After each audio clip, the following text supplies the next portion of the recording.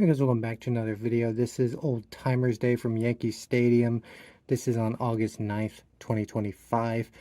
I am going to make separate videos like I did back in 2018 when I went to Old Timers Day. This is also the first year that they included the actual game again. It was a short game. It was only an inning and a half, but it still happened. And the intros, I feel like, are long enough, even when they are edited down. To where it's like if I put everything in one video, it would just be very long time. And I'm doing the same thing with the outro stuff too. I got a bunch of stuff from Yankee Stadium, obviously, but I'm going to keep it separate. I'm going to keep this stuff that's just solely, Yankee stuff in the video for the, game with the current players, and anything that has, relation to the actual Old Timers Day, I'm going to include at the end of this video. So anyway, that is it for the intro, and enjoy the video. Did we get here an hour before? No. An hour and 15 minutes.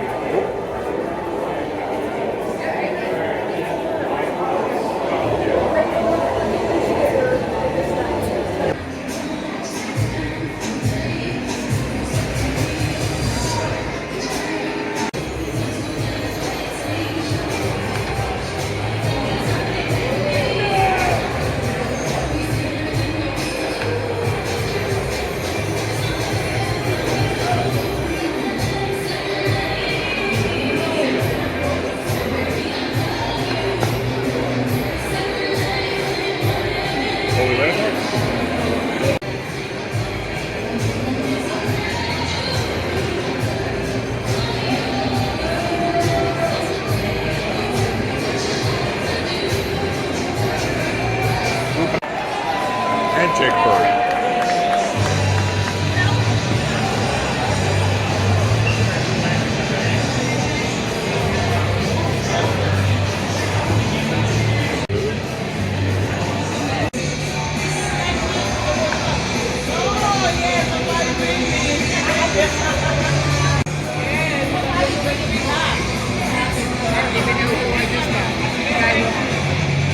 In those World Series. Later, he became the Yankees manager, leading them to 2 more World Series titles.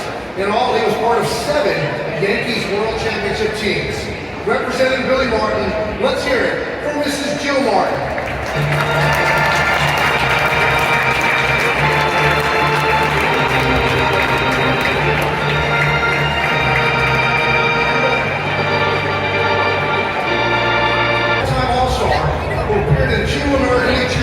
Series and 1 World Series. In 1983, he hung up his cleats for the microphone and continued at Yankee Stadium broadcasting Yankee games for 25 years. Representing Bobby Mercer, his wife, this is Kay Mercer.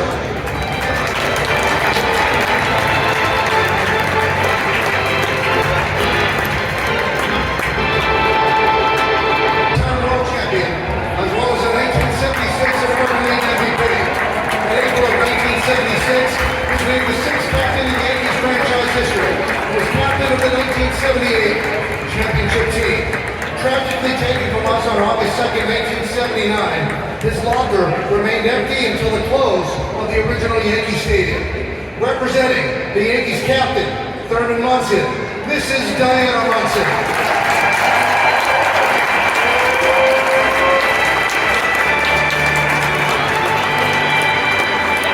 Over in a trade in the middle of the 2000 season and would play 68 games for the Yankees, filling in at second, third, and short. It's only fitting that he's the first player from the 2000 championship team introduced today because it was his RBI single in the bottom of the 12th of the first game of the World Series that gave the Yankees the victory. Let's welcome back Jose Vizcaíno.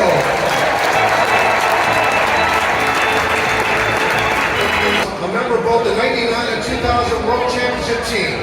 He was a jack of all trades for the Yankees, playing every position except pitcher and catcher. And like father, like son, his son Cody is playing multiple positions for the Yankees this season. Let's welcome back Clay Bellinger.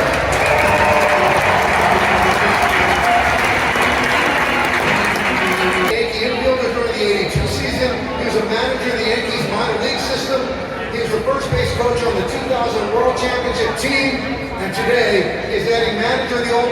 game to his resume. Let's welcome Lee Mazzilli.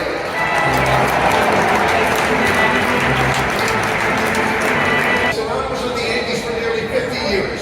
Joined the training staff in 1973, where he spent the next 39 seasons. He tended to the injuries of almost everyone on the field today, and was a trainer for 7 World Championship teams, including the 2000 champions. A big welcome back for Gene Monahan.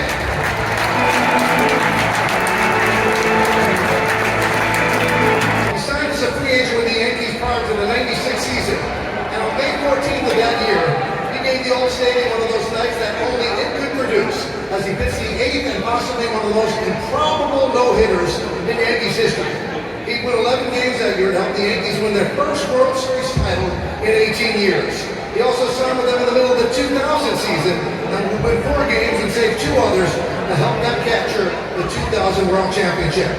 Let's have a nice warm welcome back for Doc Gooden.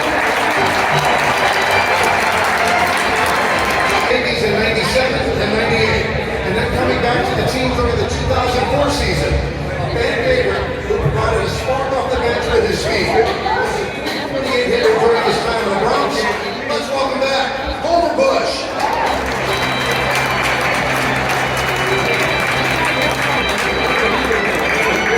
2003 American League champions. Everyone remembers the night that Derek Jeter dove into the stands, but it was his walk-off hit in the 13th inning that won the game. Now he shares his baseball knowledge with Yankee fans on the Yes Network. Let's welcome back Flash John Flaherty.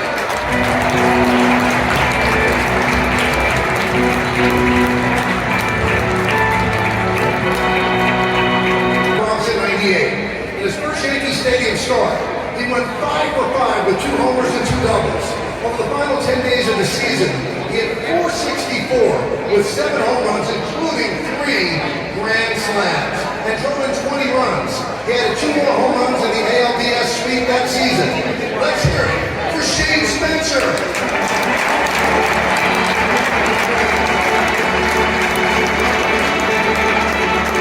From 78 to 80, who could forget the '78 series when he had 3 hits in both Games 5 and the deciding Game 6. He would hit .438 with 7 hits in the World Series and drove in 2 runs in the Game 6 clincher. Say hello to Brian Doyle.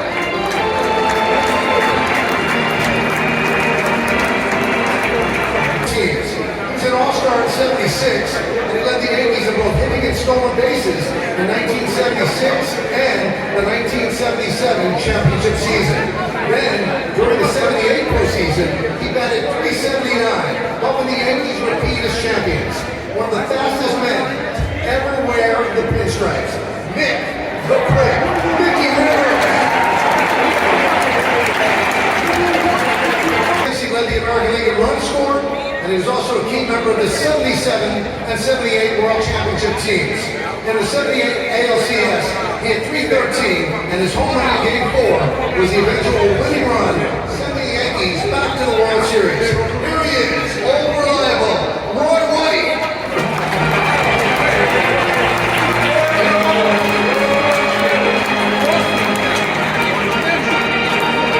Speed and power at the top of the lineup. He led the 2009 championship team in runs and tied his career high with 24 home runs. He had .364 in the 2009 World Series, and in the 9th inning of Game 4, he would steal second and third base on the same play. Coming on to score the tie-breaking run that gave the Yankees a 3-1 series lead. Always a fan favorite. Welcome back, Johnny David.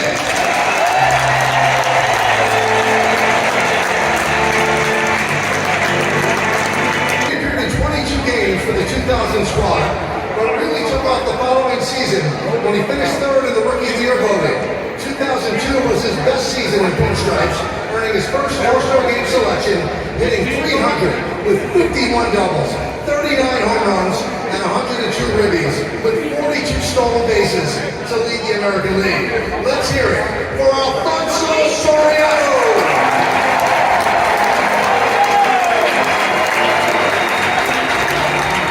History, also against Boston. On October 2nd, in 1978, his 3-run home run over the green monster at Fenway Park etched his name in the Yankees history forever as it helped give the Yankees the Eastern Division title. He would then go on to hit .417 with 7 RBIs in the '78 World Series and route to being named World Series MVP. How about a hand for Bucky Dent?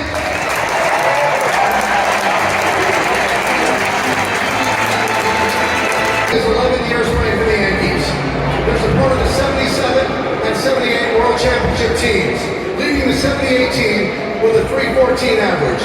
After retiring midway through the 1984 season, he would go on to become the Yankees hitting coach, then manager, then general manager, and then manager again. Ladies and gentlemen, let's hear it for Sweet Lou!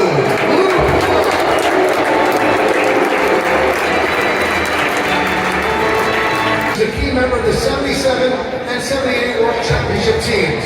During the '77 season, he smashed 37 home runs, collecting 107 ribbies, both records at the time for a Yankee third baseman, while also playing stellar defense and being awarded his first Gold Glove. He made the All-Star team 7 times while wearing pinstripes and was named the most valuable player of the 1981 American League Championship Series. The Yankees have had a lot of great third basemen over the years, and he ranks up there as one of the best. Let's welcome back Craig Nettles.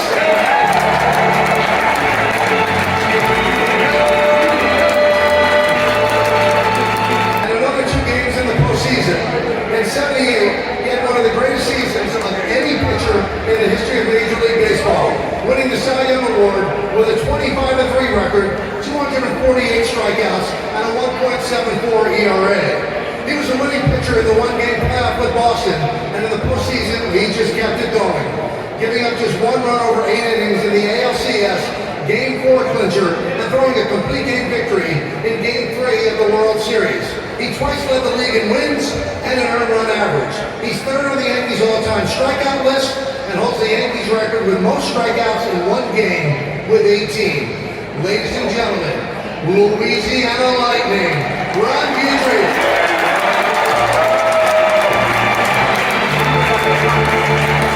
He would play a total of 6 seasons with the Yankees and hit one of the most memorable home runs in Yankees history. On October 14, 1976, the score was tied when he led off the bottom of the 9th inning with a home run that put the Yankees back in the World Series. After retiring, he got into coaching and was the hitting coach on 4 Yankees championship teams, including the 2000 championships. Let's hear it for Chris Chambliss.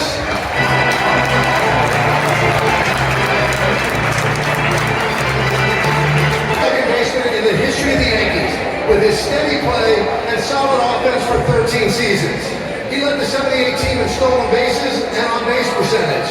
This former Yankees captain appeared in 5 All-Star games while wearing pinstripes and is 4th on the Yankees' all-time stolen base list. The third base coach for the 2000 World Championships, always a huge fan favorite, Willie Randolph.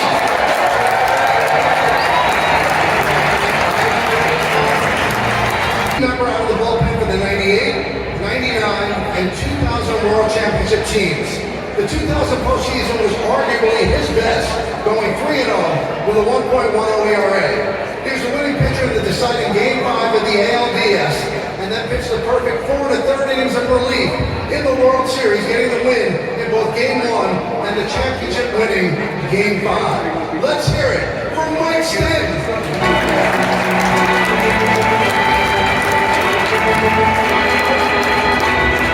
With that role, he could start, long relief, short relief, and even close some games in his 7 seasons with the Yankees. A big part of 4 Yankees World Championship teams, he won 7 games for the 2000 championships, including a complete game shutout on May 25th of that season.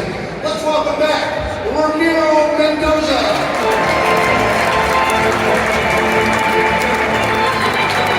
The 96, 98, 99 teams. He signed with Pittsburgh prior to the 2000 season, but the Yankees reacquired him in August, and he appeared in 34 games down the stretch as the consummate utility infielder. He will always be remembered for his base hit in the 9th inning of Game 5 of the World Series that scored the tie-breaking runs that led the Yankees to their 26th championship. Always a fan favorite, Luis Sojo.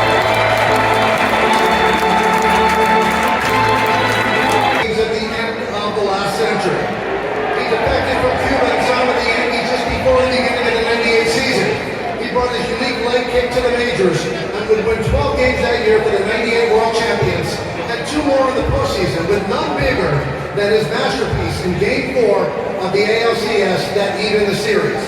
The following year, he led the '99 World Championship team with 17 wins, and in 2000, he had another 12 victories. One of the great postseason pitchers of his time, he won his first 8 postseason decisions, including 3 during the 2000 postseason. The 1999 American League Championship Series MVP, and a 3-time world champion with the Yankees. Let's hear it for El Duque!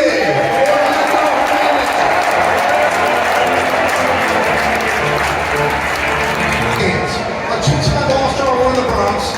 In '98, he led the American League with 20 wins. He was 6-1 in the postseason as a Yankee. It was his gutsy performance in Game 3 of the '96 Fall Classic that got the Yankees back in the series. In the 2000 World Series, he only faced one batter. Boy, was it a big batter. Coming in to face Mike Piazza and getting him to pop out in Game 4 to preserve the Yankees' 3-2 lead. On July 18, 1999, he would forever etch his name in Yankees lore when he would pitch the 3rd perfect game in Yankees history. Let's have a warm welcome back to another one of my Yes Network broadcasting partners,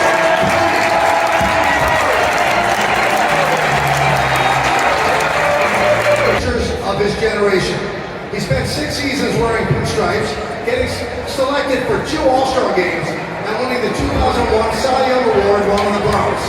After winning the championship clinching game in the '99 World Series, he really stepped it up in the 2000 postseason. In Game 4 of the ALCS that year, it's one of the best postseason pitching performances of all time, throwing a 1-hit complete game shutout while striking out 15 Mariners. He then followed up with 8 shutout, 2-hit innings with 9 strikeouts in Game 2 of the World Series. On June 13, 2003, he hit 2 career milestones in the same game when he became just the 3rd member at the time of the 4,000 strikeout club on his way to notching his 3,000th career win. Ladies and gentlemen, welcome back, the Rocket, Roger Clemens.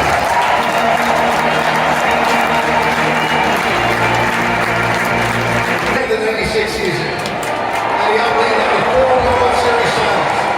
Not only did he play flawless defense every night, but he also produced 2 of the biggest home runs in World Series history.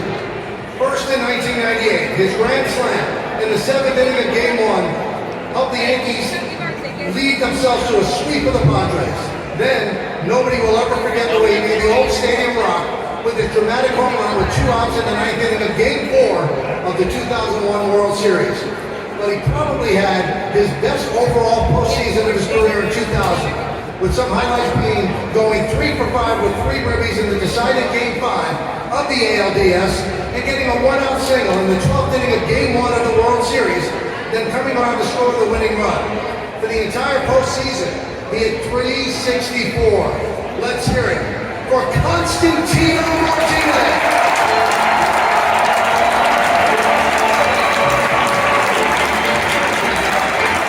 Entire 17-year career in pinstripes, and was the latest in a long line of great Yankee catchers. 2000 was his best season to date, earning his first All-Star selection and winning his first Silver Slugger Award while hitting .287, 35 doubles, 28 homers, and 86 ribbies. For his career, he was a 5-time All-Star, 5-time Silver Slugger winner, and was a key member of 5 World Championship teams. Ladies and gentlemen, let's welcome back Jorge.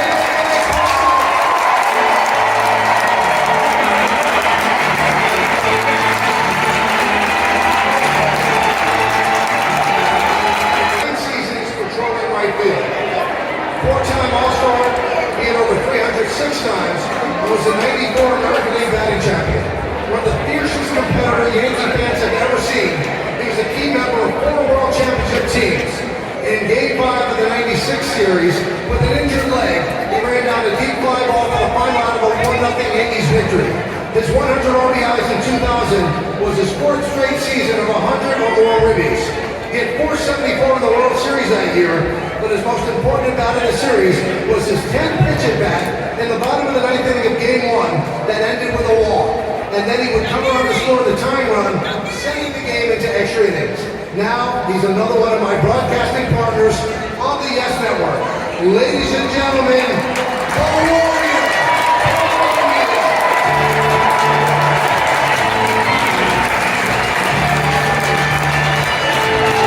Career for the Yankees.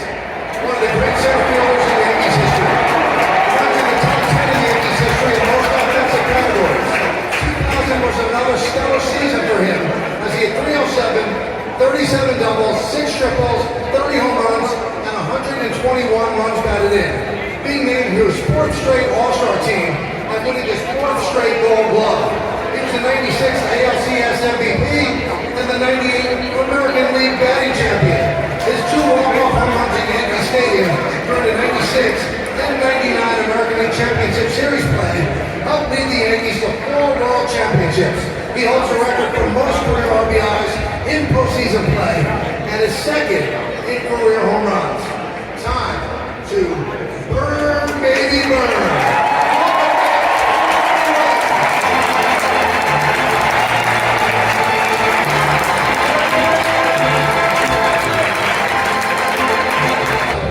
In his 2nd season, he led the American League with 21 wins, and he had 19 wins for the 2000 championship team. For 15 seasons, he proudly wore the pinstripes, giving one of the most intense stares in from the pitcher's mouth, and had one of the best pickoff moves anyone had ever seen. He holds a major league record for most runners picked off base by a pitcher. He is 3rd in Yankees history in wins. No player has started more games in Yankees history than him, and he is the Yankees' all-time strikeout king. He was at his best in the postseason, holding the major league record for most postseason wins and postseason strikeouts. He was the 2001 ALCS Most Valuable Player. In the 2000 postseason, he won 2 games, had a 2.88 ERA, and he struck out 18. A 3-time All-Star and 5-time World Champion. Welcome back, Andrew Eugene Pettit.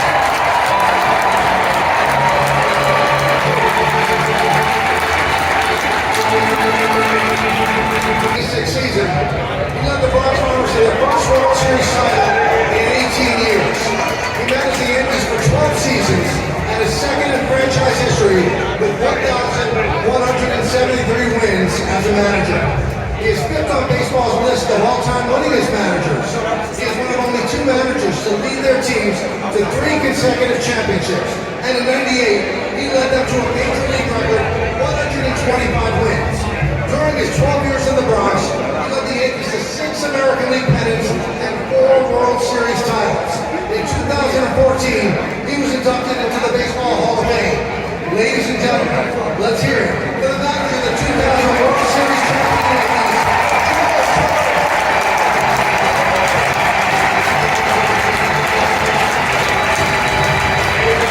His career started before being moved to the bullpen. He was the 8th inning setup man on the 96 championship team, striking out 130 batters in just 107 innings. Then, Joe Torre decided to hand him the closer's role in '97, and boy, did that work out. He was a 4-time American League saves leader, 5-time American League Roll-Age Relief Pitcher of the Year, and 3-time American League Delivery Man of the Year. In 2009, he became just the 2nd player in baseball history to record 500 career saves. And on that same night, he recorded his first Old League career RBI. A 13-time All-Star, he was even better in the postseason. He has the lowest postseason career ERA in baseball history. He holds the baseball record for most postseason saves with, coincidentally, 42. He was the 2003 ALCS MVP and the '99 World Series MVP. A 5-time world champion, he was the first player ever to be unanimously elected to baseball's Hall of Fame. Ladies and gentlemen, it's time.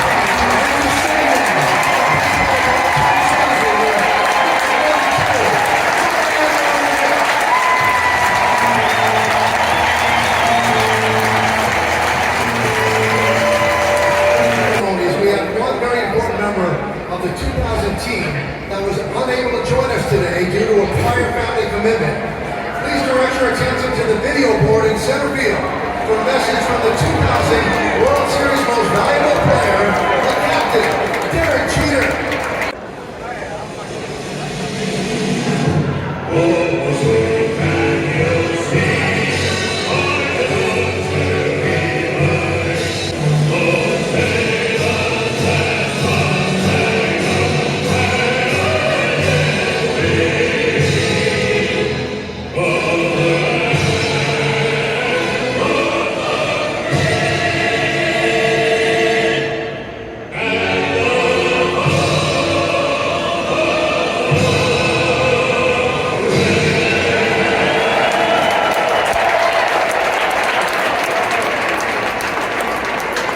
Well, fans, it's almost time to play the 2025 All-Timers game.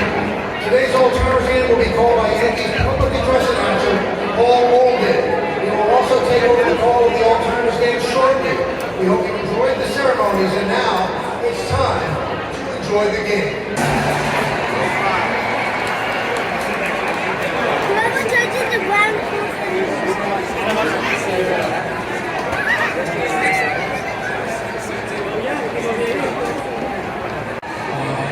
Not necessarily. Now give me a ticket.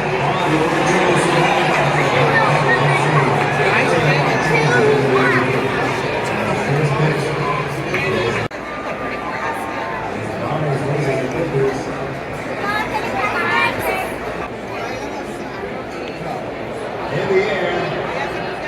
Second base running. And the flyer is going.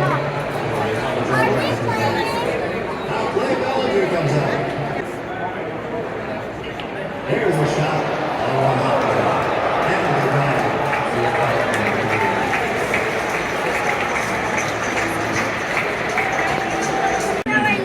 Just when we were together and how successful we were and how humble. I mean, it's like a family reunion to me. It's something that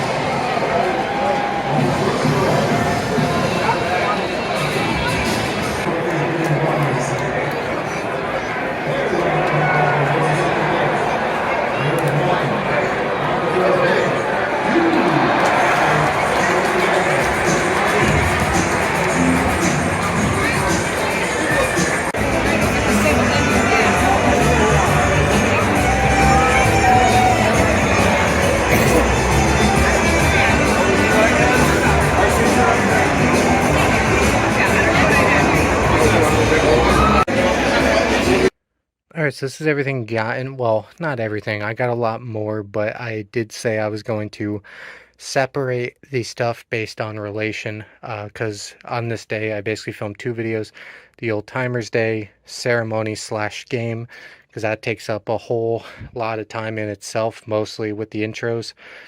So I'm keeping that separate from the game itself between the Astros and the Yankees. So when I do that video, there will be a lot more to show off. It'll be a very long outro, I can promise you that. But as far as Old Timers Day stuff, I wanted to keep it related in this video. This is the only thing gotten. This is a shirt straight from the store. This is, you know, just the logo, Old Timers Day 2025. Really, all there is to it. As well, there is other shirts that you can buy outside. Like my dad actually bought a $10 shirt that, you know, some guy was selling outside. And I actually like it. I like the design, and it's a decent looking shirt. It has the same logo, but you know, it says a 70 whatever annual, whatever the however many years they've been doing it, and it has all the names on the back of everyone that's there. This does not have this. Um, but the thing about that shirt is that it's not official. There's no one from the Yankees or MLB making those shirts. You look at the tag inside, and it was like made by some random company you've never heard of from Honduras. So yeah, it's not really legal, but it happens anyway. But I will say I actually like the design of those shirts better. It's just that this is like actually official MLB New York Yankees merch that you can get inside the stadium, and there's never really guarantee either that you can find one of those people selling those cheap shirts. Yeah, I think they actually have a better design, but you know, there's no guarantee. So I figured might as well just buy an official shirt. And I actually did have to go to three separate stores within the stadium to find one that had Old Timers Day. I don't know why they don't really have a lot of good merch for it. The first two stores I went to had nothing related to Old Timers Day. On the third try, I finally found something, and this was the only design that they had. So I'm not sure what that's about, but yeah, I actually do have one of those illegal shirts from 2018, by the way, when I went. And like I said, I like the design better, but you couldn't find it in the stadium. It was only being sold outside for like $5, I think, at the time, and it still holds up. That's the shirt that I wore to this year's game. You know, and like I said, same thing. It has all the list of all the names on it. I think that one even has like pictures of some of the guys, like Pettit, you know, et cetera, et cetera. Deion James, out of all people. But yeah. So anyway, yeah, that's just a little story time, I guess, since this is the only thing I'm showing off today. But yeah, so I don't care what you get. Like I said, I actually prefer the designs of the non-licensed one. But it is technically illegal, just so you know, if you do buy that. You're not gonna get chased off, you know, you're not gonna get hunted down by MLB for purchasing it. But, you know, just to let you know. But also, why does MLB not make that kind of merch for themselves, you know? Like, this is the official merch right here, and all it is the logo. I mean, like I said, I still like it. I like the simple designs, but it's the only design that I could find in the whole stadium. And like I said, this was on my third attempt at going into a store in the stadium. The first two had nothing related. So I don't know what is up about that. But anyway, that is it for me. Thanks for watching, and I will see you all later.